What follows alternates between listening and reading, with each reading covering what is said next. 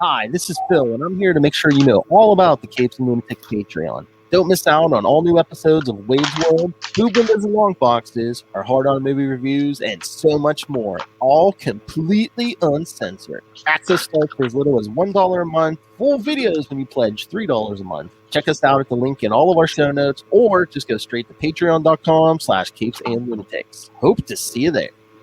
This is Luke Parrott, and you're listening to the Capes and Lunatics Sidekicks Podcast. In brightest day, in blackest nights, No evil shall escape my sight. that those who worship evil's might. beware my power. Green Lantern's light. Hello and welcome back to Sector 2814, the Gardner Podcast. I am Phil. Your enemy as always. Or it is. I'm well, hey everyone. And you know we're leather jacket in the 90s. It is. Back on. Uh-oh, did he freeze? Oh yeah, this is Matt. Where's my cowboy boots at? Uh-oh. My cowboy boots for my Uggs. I can see you guys. I did see myself spin out, but I heard it fine. So. Okay, that's cool. As long as you're here. I thought he was even thought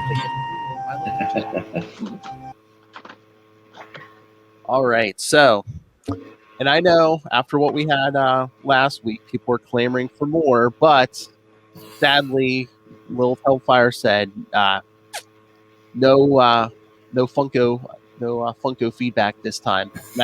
Next week, because she sent me a picture. I think she has an Alan Scott coming. I think so. Funko Frenzy. We'll wait for her to get more, and then she can give us a whole rundown. So next week, kids, perhaps more Funko feedback. Although I did tell her about Sunday Night, Kona, so I was like, if you have any Spider-Mans you want to like send feedback for, she's like, oh, I bet she does. literally, I can't remember the exact number. She has over 100 Funkos. Wow. That's what happens when you just live alone with a bunch of dogs. You know? All right, so okay. On Saturday, me and Lil had a monthly talk with Mr. D.D. Chichester, comic book writer, editor. Because remember, he had a question, how do we decide who gets an annual? Uh-huh. We were like, is it sales? And he kind of said no. He didn't go into too much detail, but it kind of seemed like it was a combination of like, what off it, they go to which editor and which teams they can get. But I mean, again, you kind of have to figure, if it comes down to like, say like a Spider-Man or like, a flavor of the month, they're going to go with Spider-Man, right? Yeah, or Avengers, or Fantastic Four, the Iron Man, the Thor, the venerable titles, right? Yeah. Although I guess if you go to like, if you go to some writer and say, hey kid, you want to write a one-shot Spider-Man or a one-shot, I don't know. I don't want to insult anybody. NFL Super Pro, and who's the writer probably going to pick Spider-Man if they're not Matt Kona. Oh man, wait till we get to the Super Pro podcast. Oh my god, we should. I mean, how many issues was that? I think it was like 12 or 13. Oh my god, we should just do like a. That many? Really? Wow, I don't know. I can't remember. I thought it was something like 10. I thought, but It should have been 16, I guess, like an NFL season. oh, nice. I mean, It did not make the playoffs. Take that. oh, saying it got benched. Yeah. I'm ready to do it, a limited series, just to call Kona's bluff. Okay, I looked it up. I swear we always. Well, talk to me in the winter time when I have more free time, and then maybe the pensions to get a little zany, Don't start crazy. Okay, I looked it up. 12 issues plus one special. Oh, but not an annual. No, not an annual. special. I wonder how special it really was. But, No, it was special. mm, Main character Phil Grayfield. weird. We've already had. Who was Rich Gannon? Wasn't Rich Gannon a character? Oh, he was in a. Yeah, a friend of Ben Riley. Rich Gannon. who got killed. That's actually the name of a football player, but they just made up a new one for NFL Super Pro. Wow, who would have thought this is how we began our Green Lantern podcast? I know. Normal stuff. But no, even if we have to push it back to the winter, I was going to say, Kona, I want you to still keep cooking up ideas for the annual, the quarterly annual. Oh yeah. Yeah. I think I told you that I when I went to that con a few days after we had talked about this, I just picked up some random annuals here and there. So I still have really not had time to read any of the comics that I bought at that con or sort through them that much, but I do have some ideas. And just let me know. We'll do it on Patreon. So hey, sky's the limit, man. All right. So what's new? What's new, kids? I just watched the Flash season finale. Oh, nice. Season 7 finale. Anyone else watch anything? Nothing is new for me. I've been in the same holding pattern as last week. I'm just. I haven't watched Loki. I haven't watched Black Widow. I haven't watched The Flash. I'm still not caught up on the '90s Flash. I'm on Discord.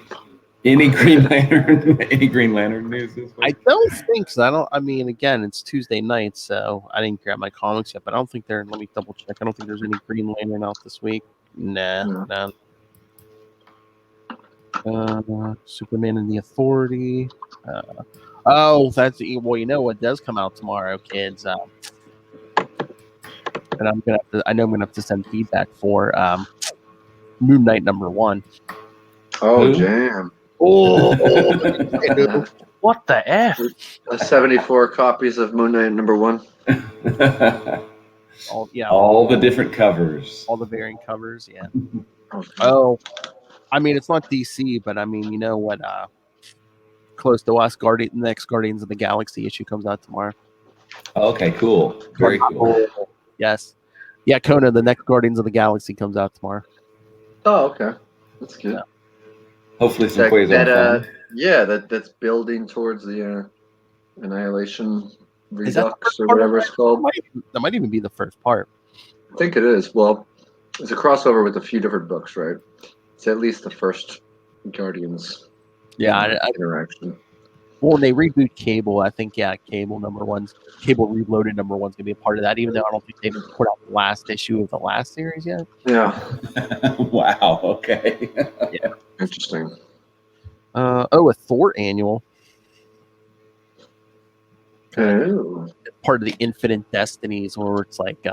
Oh, right. All those Infinites are all... That's actually kind of like a classic throwback to the annual thing. I read the Captain America one. Oh, that was good, yeah, because all Infinity Stones are now bonded to, human beings. Yeah. And Cap and Black Widow and his annual were trying to stop the guy with, the Time Stone. He kept, freezing time, and Black Widow just told Cap, she's like, why don't you leave town while I take care of this? Meaning, kill the guy.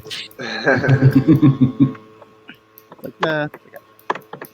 There was a Spider-Man annual, Black Cat annual was in there, Iron Man annual. Iron Man was the first one, I think. But yeah, I forget. I think all in all, it's 7 or 8 parts. Cool. I mean, if you want, that's long for even an annual. But yeah. Yeah, I was gonna say. I mean, we could hit that eventually. But yeah, Kona, when we start this thing, I want some '90s goodness. Either that's what I think of when I think of annuals. But Atlantis Attacks, Evolutionary War. I was gonna say, is he gonna go for a small 4-part annual crossover? Or is he gonna just go right for a big so Evolutionary War? Citizen Bites. Citizen. Yeah. I was gonna say that's kind of topical too. Yeah. I was gonna say if everyone does big huge ones like Evolutionary War, we'll just split the workload. I'll read this many annuals, you read those. Yeah. Someone can take X-Men, someone can take Avengers. Yeah. And we could rate our favorite pinups too. And good. It's backup story. Yeah. Atlantis attack, just crazy. Me and Will just had a couple of Atlantis attacks. I forgot how crazy that was. You know, Yeah, it's did you too bad that cover, there did you wasn't cover that? Yeah. We did the Spider-Man annuals and the Daredevil annual. I mean, the Yeah. Amazing Spider-Man. It was guest starring She-Hulk, and they were fighting Abomination, drawn by Rob Liefeld. Right, yeah, that's a rare Liefeld as Spider-Man artist. So I mean, it wasn't bad, but just don't look at the feet. You know, there needs to be a Star Blast annual because we can publish it now, and it would make perfect sense with the checklist back in the '90s because it was wrong anyway. Oh Yeah. Fair.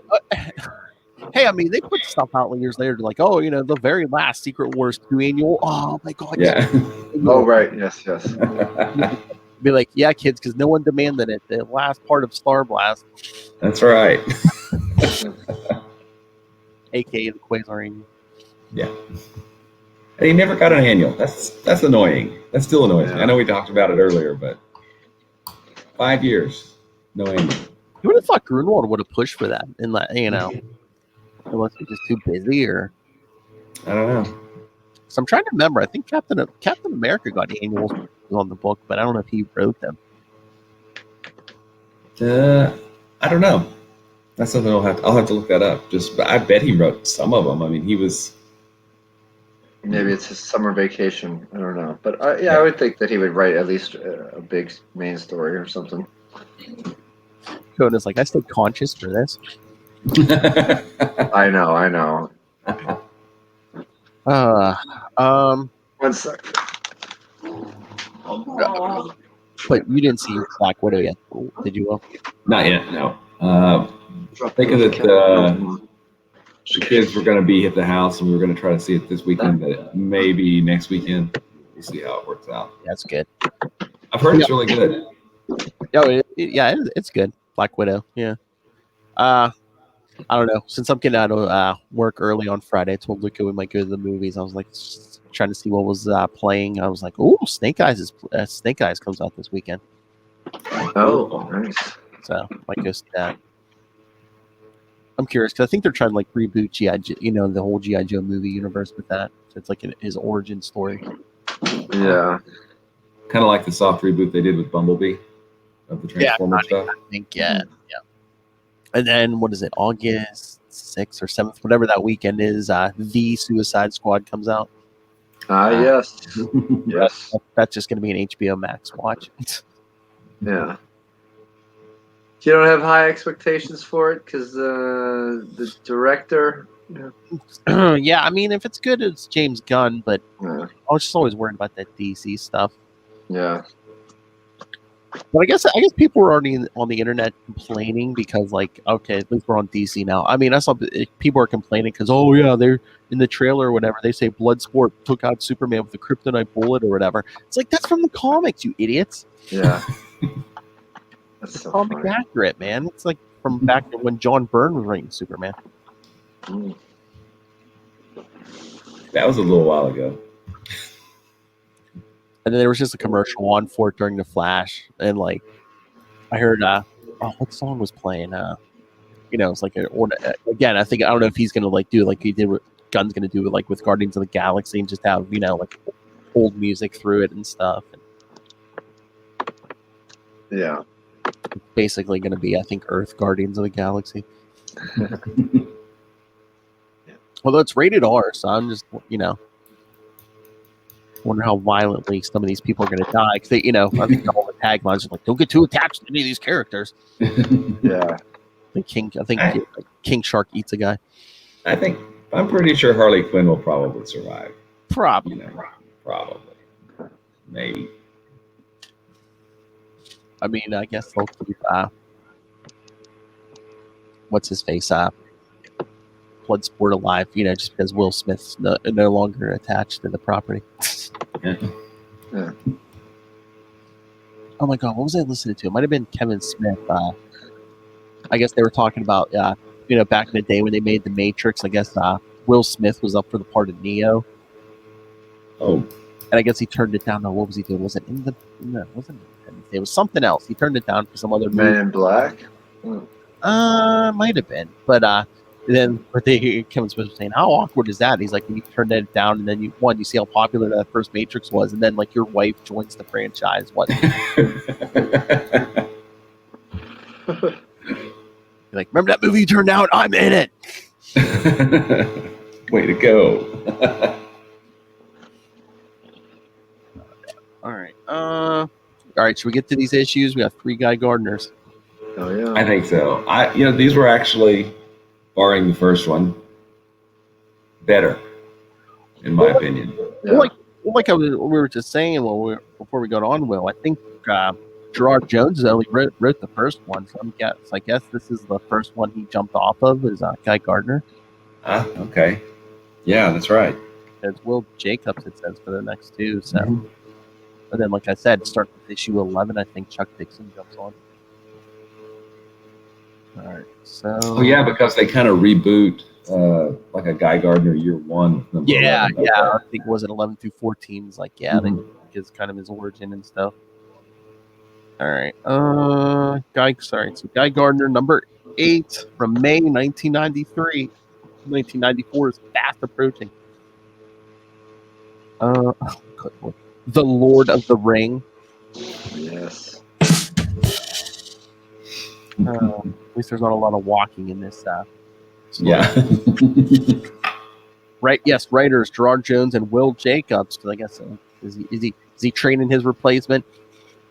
I guess they were a writing team on The Trouble with Girls, so they're probably friends, or at least they know each other. They've worked together before. So I wonder if something happened and then Will Jacobs just had to take over for 2 issues until Chuck Dixon came in.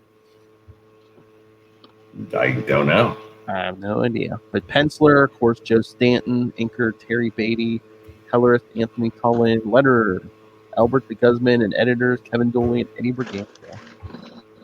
All right, so Lord of the Ring. In front of a crowd of onlookers and reporters, Guy Gardner imprisons criminals Goldface and Repo. Nothing says. Mobbed by all the reporters, Guy grabs Bucky Sharp and Sally, his girlfriend, and flies off into his penthouse, where the 3 won't be bothered. Guy gives Sally a check that she can use to start her dream business, but all 3 of them hear a voice and turn to see Lobo on Guy's couch. Remember him from Guy Gardner Reborn, kids? Lobo tells them that he helped Guy get the ring and that their deal was that Lobo would get it. Guy begins making up excuses, but Lobo gets up and starts advancing on Guy. Guy uses his ring to create a clamp and puts it around Lobo. Guy tells Sally and Bucky to run. As they do, Lobo breaks out of the clamp. Guy throws a nearby decorative sculpture at Lobo, but the Zarian smashes through the object with ease and tackles Guy over the balcony of the penthouse. The pair land in the street and Lobo punches Guy into a truck. This is what you get when you have a Lobo to a story. Yeah. He shows up in Superman. This is exactly what happens. Yeah, the dialogue, like the fight itself, is, kind of fun, but it's just sort of repetitive. You're a loser. I'm not a loser. No, you're a loser. I mean, I don't know how many Lobo stories you've read, Matt, but you're not going to get a deep story when Lobo shows up. Yeah. A deep story. I mean, you make a good point because I have not read a lot. I was always fascinated by the character and the frickins, and just. It always felt like Bastich. I always felt like it was like more of like an adult comic, and there was probably I don't know, and I just didn't read it that much. But yeah, he would pop up and stuff from time to time. But yeah, I didn't read a ton of his book either. But yeah, it's like I said here, like he like appeared in Superman and always like turned into like a Punch Out. Yeah. Oh, that would be the thing. I want to lock Lobo. That's the comic. You lock Lobo in a room with Mike Tyson. Yeah, or put him as a playable character in the Mike Tyson's Punch Out. Yes.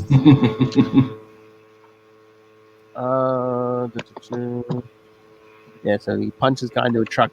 Guy uses his ring and drops the truck he landed in on Lobo. Lobo rips it apart, and Guy begins throwing nearby items such as lampposts and street signs at Lobo with his ring. Lobo catches the items and throws them aside. Guy begins lobbing cars at him, but he just knocks them aside. Before Guy can react, Lobo tackles him and begins punching him repeatedly. However, he lets Lobo hit him some more, long enough for him to grab the manhole cover next to them and take it off. Water ejects from inside the hole and sends Lobo into the air. Lobo begins falling towards Guy again, but Guy makes a giant fist with his ring and punches Lobo into a condemned building. As Lobo recovers, Guy forms a massive hammer with his ring and bashes the building, collapsing on Lobo. The building was condemned, by the way. It said so in a sign on the front. Yeah, so had there been empty, there's no way there could have been like homeless people in there or nothing. No, not at all. Lobo climbs out of the mound of rubble and punches Guy into the street. Guy gets up to defend himself, but Lobo hits him again. We should have kept count. It's like how many times are we getting hits, pinned. It's a good thing it's not a drinking game. We'd all be plastered at this point. If you're listening to this, Lilith, at some point, take a drink. Guy gets up to defend himself, but Lobo hits him again and knocks him into a construction site where he lands in a pile of girders. Guy uses his ring on the girders and ties Lobo up in them. Lobo breaks out of the girders and comes at Guy again. The Guy forms a rocket with his ring and rams it into Lobo. The rocket flies into the sky, carrying Lobo with it. However, Guy's ring fizzles and dies. Lobo falls back to Earth and crashes into the ground. Lobo gets up and demands the ring from Guy, but Guy refuses to give it up. Lobo begins raining punches on him, and finally begins forcing the ring off Guy's limp hand.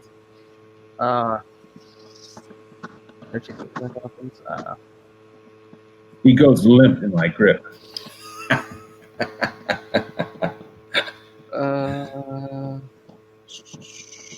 Yes, limp. Just then, the Gardners of the universe show up and offer to buy the ring from Lobo for 50 wubs in jewels. Lobo agrees, accepts his money, gives them the ring, and drives away on his space hog. Sally and Bucky help Guy to his feet, and Guy tells them how he plans to rebuild his business. So, did this just smack of a video game to you? I mean, just the punching, the property damage, and it's like, Here, we will buy the magic ring for 50 wubs. It was very much a, I'm not a huge Lobo fan just because. Yeah. But. Too deep for you? Yeah, it's too deep. Way too deep for me. But it's, at least we kind of got some movement along, hey, what charges the ring? Right? How does the ring work? So we got a little bit toward that, and then we get it answered in the next issue or the issue after next. Yeah, I think it's next issue. I think we get it in 9. I was gonna say I read these ones all together, so kind of blur together. And meanwhile, of course, Superman's battling in the afterlife. Yeah. There were some pretty cool ads, for Superman. There was a Steel ad, I think, in there, too. Is there? Where it's just the outline of the character. It may have been the next issue. Oh, yeah, because Reign of the Supermen is about to start, and Nightfall is starting. But a character is important when someone says their name and it's their logo. That's true. That's very true. Yes. I speak in logo. Logo. So what do you think, Matt? I don't know. I didn't think it was as fun as the no talking fight issue of Guy Gardner from a few issues back. I don't know. I think I already spoke my part about the repetitive nature of it, and I thought it was kind of like a weird thing at the end where I don't know. I was confused. I don't know if I was rushing through because I was reading it between my tours during work today, but I was confused. Like Lobo didn't want the ring, and then he was going to sell the ring to the aliens at the end, and then just kind of didn't, and then Guy Gardner was left with it. So I don't know. You said this is the writer's last issue with this for a little while. Do you think he phoned it in? Do you think I just didn't understand it correctly? I don't know, but I just wonder if he knew he was out the door. He's like, let me tie up that Lobo thing. yeah. I mean, it was maybe just guest shot fun. I don't know. It didn't move the earth for me, but it did move the streets around during the And some buildings and construction site. yeah, during the violent engagement, right? I'm just looking because I wonder if he knew he was going off the book, because like the next issue box, it doesn't say anything about Jones leaving. So Does did this issue? Did Guy answered the email? I mean, the email answered the fan letters, right? And then next one he didn't. I think they just had a preview of the cover. Oh, maybe. Yeah, there's letters. There's letters in this one. Yeah. But yeah, no. So yeah, next issue, because next issue, the secret of Guy's ring. Yeah. And I had an outline of Superboy. Oh, okay, cool. Because Reign of the Superman. All right. So should we get to the next one? You bet. All right. I don't think the synopsis for either of these is that big. All right. So Guy Gardner, number 9 from June 1993. I think it's pretty much the same team, except it's just, Will Jacobs by himself, writer. The Medusa Plague. All right, settle in. The Palindronilaps recruit Guy to help them with a war. Boudica also shows up to help, and she and Guy end up getting into a fight. Hope I didn't. This is my surprise face. All right, so was that the secret of Guy's ring? So what Guy's getting I don't know. What do we think of this? It's it was what's going on. He's basically thrown into it without the ring, and this one felt a little more, heroic Guy than, angry buffoon Guy, I guess. What was that? Because we switched writers? I think so. I do. I think that's a good indication. But I think Guy Gardner, he has a soft spot for little weird things, as we have learned with his friendship with Gnort, Hey, he even takes Boudica shopping. Yeah, that's right. Yeah. Gets his ring recharged. Yeah. Hey, I don't remember feeling that much power. I know, but does he still get it though? Because he's just like, wait a minute. I don't see him say, "Oh, hey, it must be Green Lantern ring."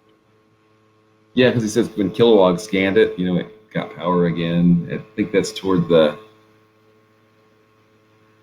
it's not too long after Boudica shows up, I think. Mm-hmm. But yeah, the last page, there's no letters. It's the big preview for the next issue. Plus, it even says, next month, I guess, a big announcement about my future.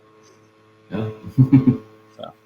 So I wonder if, maybe, if Jones went off, just suddenly for some reason, and then, maybe Will Jacobs had, the plot and just to say what work on the plot for 2 issues. That's certainly possible, but I guess only the editor would know at this point. The editor was Kevin Dooley, I think. Yeah. Mm-hmm. I wonder if maybe was Jones working on other things like Trinity, which we'll get to in a few weeks. Oh yeah. And then just never came back. Because again, June '93 for issue 9. So Emerald Twilight is coming. where he was getting writer's cramp from putting all that text in Mosaic. Mosaic, yeah. Oh man.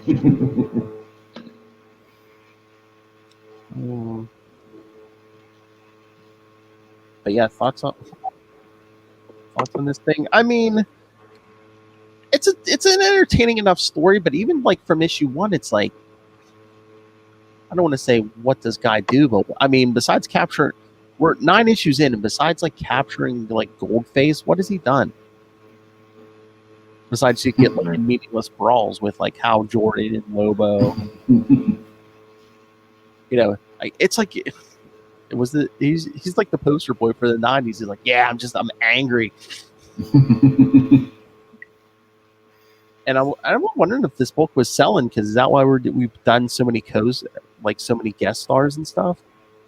I don't know. I mean, it's... So, I mean, Kilowog showed up, Hal Jordan has showed up, Boudica has showed up, Lobo has shown up. I mean, it was almost like, Green Lantern kind of epitomized the 90s DC in all of its aspects. Mosaic was Vertigo-ish. Green Lantern was the superhero book, and Guy Gardner was the anti-hero 90s, 90s book. So it's all written by the same guy. Yeah, I just wonder what the numbers on this were, because that's why they did Emerald Twilight, because Hal's book wasn't selling. So again, that's why. Yeah. What Guy Gardner doing? I've got a book that lists a lot of the sales numbers. I'll have to see if I can find that somewhere. I think I meant to do that before, and I haven't found it yet. So I will look for that. Very good. Any other thoughts on this, Matt?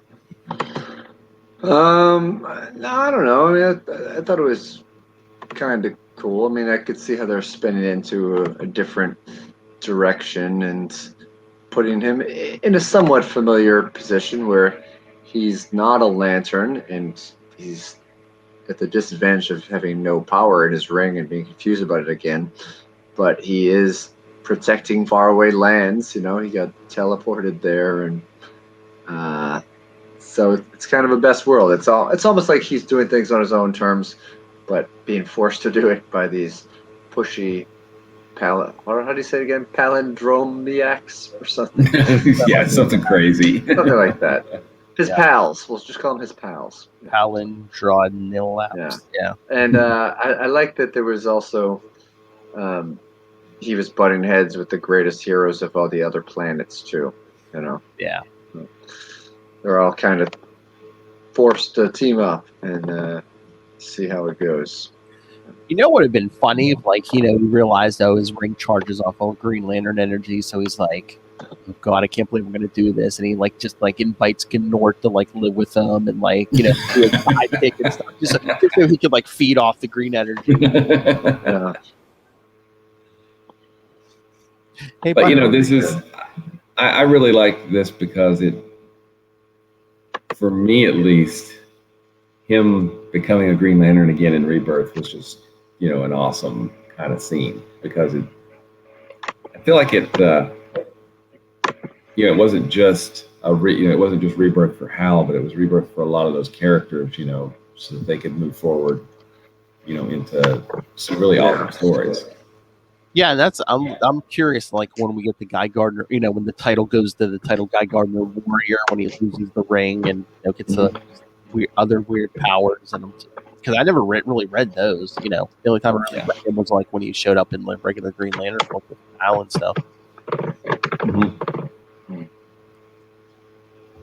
Is he more? All right. Anything on this, or should we get to the last one? Yeah, might as well. Let's wrap it up. One of the characters, 50, BUK 50, Buck 50. Buck 50. I was going to say, was it the price of the book? But no, this was $125. Oh, okay.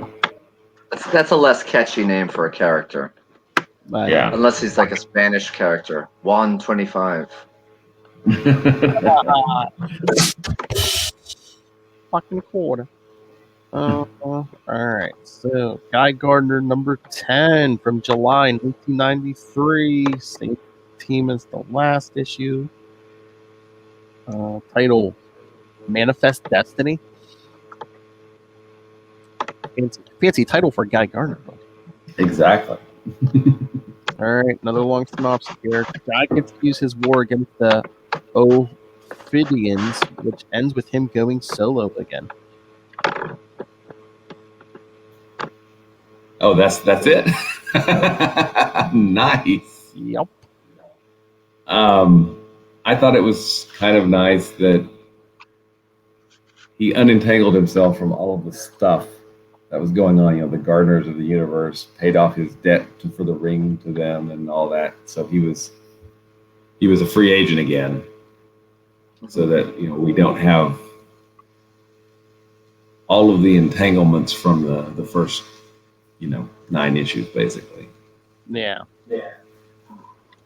I just wonder too if it's like they were just like they were kind of resetting, get rid of all the stuff just because there's a new writer and stuff coming on, and maybe taking a much different approach, because a lot of this book was slapstick. I mean, it was just straight up comedy, right? It was sight gags. It was, constant references to a grandmother's grave. Yeah. My bloody grandmother's grave. She said like a couple of times too. It's weird. So trying to, I guess, move the character forward. And I feel like these were probably some of the stronger Guy Gardner issues that we've read, at least in my opinion. Yeah. Because again, there's almost like he almost has like a purpose, rather than just like, gotta get over on Jordan or Yeah.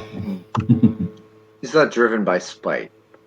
He Mhm. he even says it in the end of the issue. He's like, I wanted to do this. I feel good about it, and then he sort of mentions I could be a hero and make money too, but still, Well, and even the Guardians are like, when Boudica talks to him, it's like, hey, we know, but just leave him alone. He seems to be doing the good work. So, let's just let him do his thing.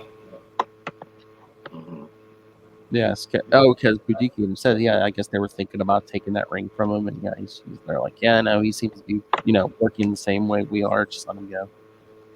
Mm-hmm. Oh, next issue box. Yeah, because they're doing it next 11 through 14 is year 1, because that was the 25th anniversary of Guy Gardner. Wow. 1969? No. Yeah, 69, I guess, is when he first appeared. What is this? If that's 94 or 93. Well, the book is 1993, so It'd been 68 then, right? Yeah. Wow. Even though he spent a lot of his first few years in a coma, yeah. Right. A whole lot of years in a coma. Yeah, because they didn't bring him back to around Crisis. That was the 80s, so. Yeah, it was like, well, wasn't he given a tale where he fought that evil magic dragon, like in his subconscious or something, in the 150s or something? Something like that, yeah. Because when he first became Green Lantern, he could get hit by a bus, and then later on he comes back, then a battery explodes in his face or something. Or something, yeah, something like that. Oh, and did you see all of the editor's notes? Was it last issue? Oh, there was so many. Yeah. Oh, yeah. Which was awesome. I love editor's notes. They're great. Oh, yeah, they give you a big old next issue box for, Chuck Dixon's coming. Yes, the guy who writes Batman and Detective Comics. Yes. I'm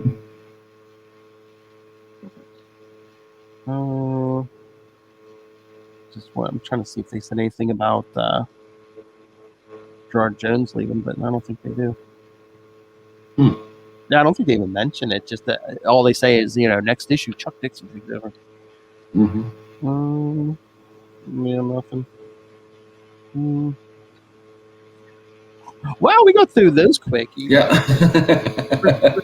You mean All there's right, not a now lot? let's do a Super Pro issue. Just Yeah. Hang on, We should let me always grab mine. let's do a live read of issue 12. You will never conquer the earth, Tom Brady.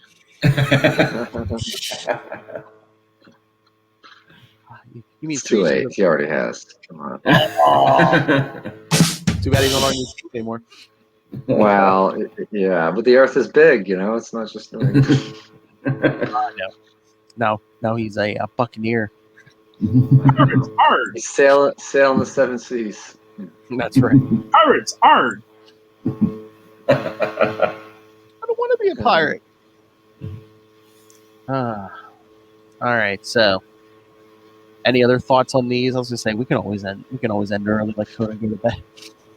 Thank you. No, I don't know. I thought the 9 and 10 were more fun. 8 was kind of fun. It was just dumb. I don't know. It felt like it lacked something. But maybe that's the way Lobo always is, and I'm just a little ignorant to the ignorance of Lobo. I don't know. Again, it's just that everything with Gerard Jones. I mean, was he just getting burned out on all the Green Lantern stuff? Because again, I mean, couldn't blame him if he was. Yeah. Exactly. Just all I mean, I guess I'm expecting more from Guy Gardner at this point. In this era of Guy Gardner than I should be. Perhaps. I just wanted to see how it read with the other stuff because, like I said, I was never a big Guy Gardner reader. Now I see why. Yeah. Opinion or notion confirmed. Sorry. Yeah. Yeah. But we won't come back to Guy Gardner for a while, so because we got a lot of Hal Jordan stuff coming up. I mean, we don't get back to Guy Gardner until the other side of Trinity and Reign of the Supermen. So what does the schedule look like for I mean, we hit Emerald Twilight in.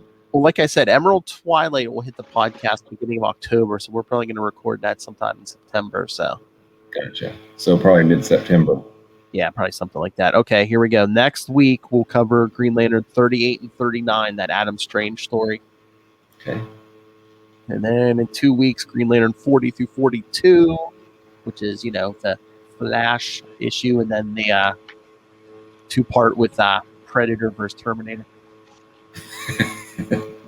And Carol Ferris. Yes. Then 3 weeks, Green Lantern 43 and Green Lantern Annual 2, Bloodlines. Oh, the Bloodlines. I forgot about that crossover. Yeah. And then comes Trinity. What is it? It's 8 issues in total. I think I split it into 2 weeks. So, yes, you'll be 2 weeks. That's a crossover with Legion. Yes, it's Dark Stars and Green Lantern, right? Well, there's an actual Trinity 1 and 2. Yeah, there's 2 Green Lantern issues, 2 Legion 93 issues, and 2 Dark Star issues. So yeah, that's cool. I kind of broke it up: 4 issues 1 week and 4 the next. So. Unless we wanted to do 8 more.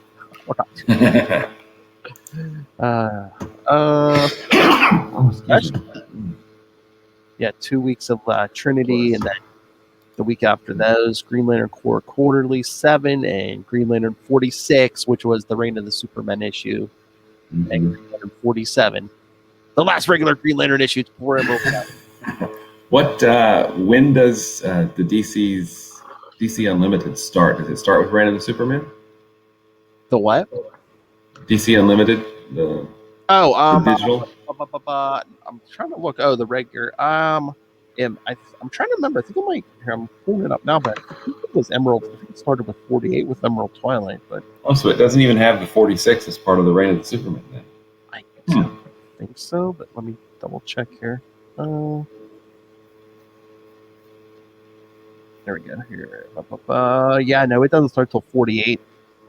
Wow. Because did Jones write 46? I don't know. I'll find out.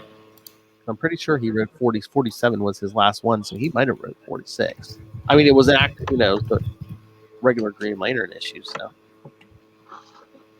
yeah, 'cause like I said, Guy Gardner picks up next issue on DC Universe. Yeah, Infinite. Oh, cool.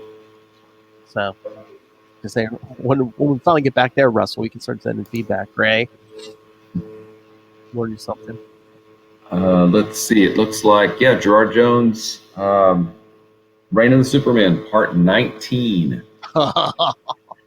Death City Blast Off by Gerard Jones, M.D. Bright, Romeo Tangal, Anthony Tollin, and Albert de Guzman. Yeah, we'll just do a short chat on Death and Reign of the Superman. Yeah, we're not doing 19 parts.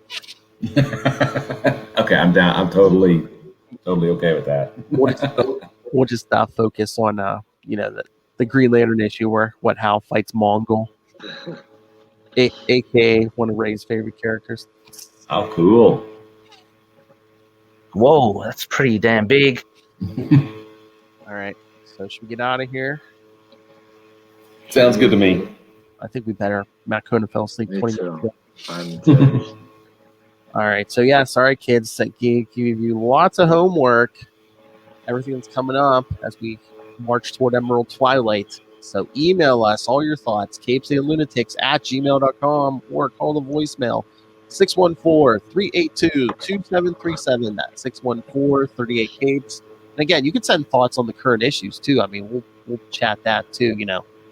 Lilith Hellfire sending Funko feedback. So yes, and then please follow Sector 2814 on Facebook, on Twitter. Go join Book of Oa, our Facebook fan group. Find links to all of those, links to this YouTube channel. See Matt Conan sleep with his eyes open. Links to the Patreon, links to merch, all in one place. That's Linktree, linktr.ee/capesandlunatics. And please remember to support the sponsors, which is Southgate Media Group. So go check out southgatemediagroup.com. Check out the Southgate Media Group Patreon. Check out the Southgate Media Group YouTube channel. Then go pick up Pod Life the book. And when you get anything on Amazon, use the link for Southgate Media Group right down there in the show notes. Help us support this show, the network, and that man who still wears 90s attire, Rob Master Doom Southgate. Make it rain, so says Master Doom. Mark my words. All right, Matt Conan, where can people find you, Swans and Z's? Find me at BED / hashtag ZZZZZ. I'm at Matt Kona.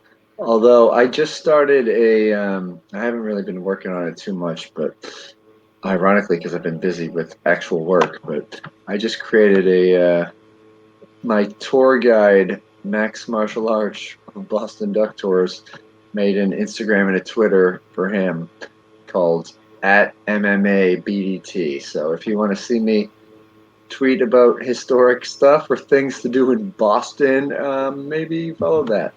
But Matt Kona is my daily dog park action updates on Instagram stories and occasional other posts. But that's about it.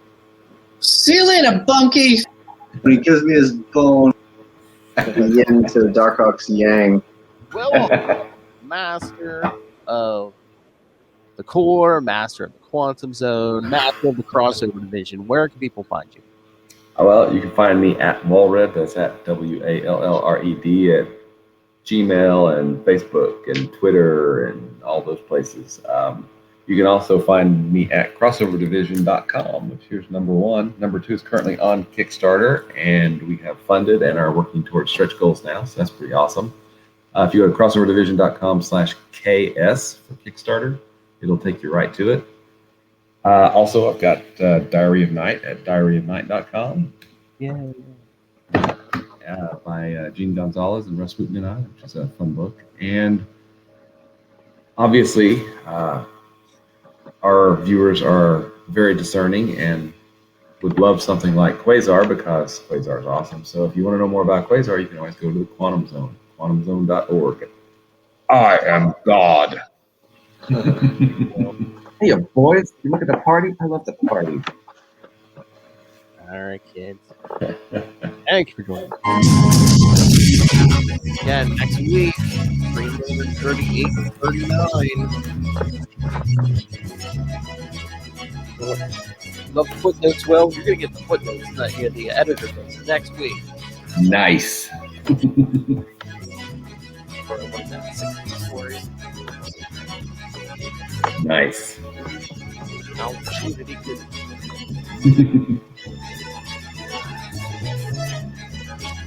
Issue 38 and 39. Well, Adam Strange. I love Adam Strange. I was going to say, like a year, or less than a year.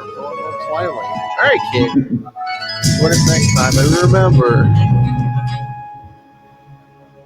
it's a wild, wild Lobo world.